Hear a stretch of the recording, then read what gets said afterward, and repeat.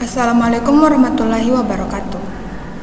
Halo semuanya, dalam video ini saya akan menjelaskan simulasi sederhana algoritma Rate Monotonic Scheduling atau RMS.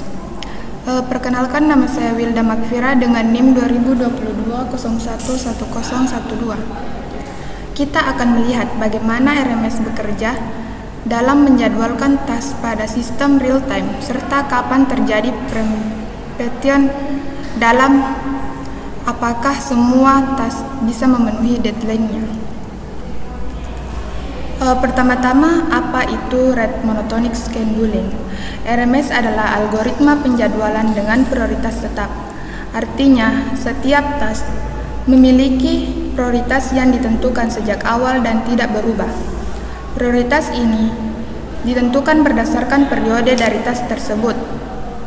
Semakin pendek periodenya, semakin tinggi prioritasnya. Dengan kata lain, task yang datang lebih sering akan diproses lebih dahulu. Adapun di sini contoh task set.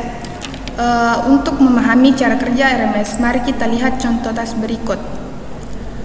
T1 memiliki waktu eksekusi 1 milidetik, periode 4 detik dan deadline 4 milidetik. T2 membutuhkan 2 milidetik waktu eksekusi, periodenya 5 milidetik. T3 memiliki eksekusi 3 milidetik dan periodenya 20 milidetik. Dengan RMS, kita menentukan prioritas berdasarkan periodenya. T1 memiliki periode terpendek yaitu 4 milisekund, jadi prioritasnya paling tinggi. T2 menyusul dengan 5 milisekund. T3 memiliki prioritas terendah karena periodenya paling panjang yaitu 20 milisekund.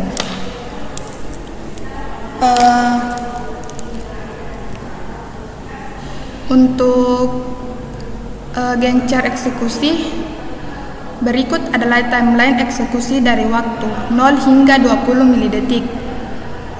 Dapat kita lihat di sini urutannya. Kita bisa melihat bahwa T1 sangat sering dijalankan karena periodenya pendek.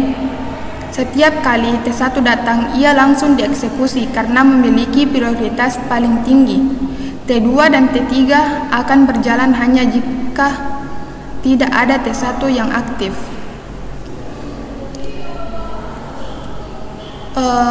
Baik, di sini selanjutnya penjelasan Gantt chart eksekusi.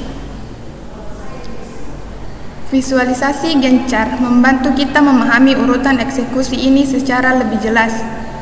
Kita lebih dari satu task aktif. CPU akan memilih task dengan prioritas tertinggi sesuai urutan yang ditentukan RMS. Untuk perempatan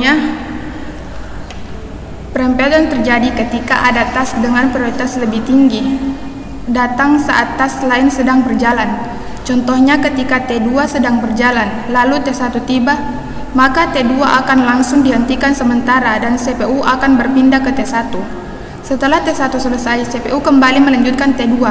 Inilah yang membuat RMS sangat cocok untuk sistem real time, karena task penting tidak akan tertunda oleh task yang kurang prioritas. Selanjutnya, kita akan membahas evaluasi deadline. Apakah semua task berhasil selesai sebelum deadline-nya? Jawabannya adalah ya. T1 selesai dalam 4 milisekund, T2 dalam 5 milisekund, T3 dalam 20 milisekund.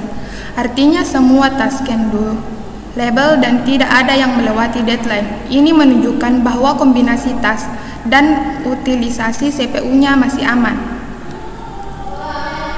Dari simulasi ini, kita bisa simpulkan bahwa RMS efektif untuk penjadwalan task periodik. Mekanisme perempatan bekerja dengan baik, dan yang paling penting semua deadline terpenuhi karena CPU utilization masih di bawah ambang batas 69,3% untuk 3 task. Secara teori, ini adalah batas utilisasi agar semua task tetap bisa dijadwalkan dengan aman menggunakan RMS. Sekian penjelasan saya mengenai simulasi algoritma rate monotonic scheduling. Semoga penjelasan ini bisa membantu teman-teman memahami bagaimana cara kerja RMS, terutama dalam konteks sistem real time. Terima kasih atas perhatiannya.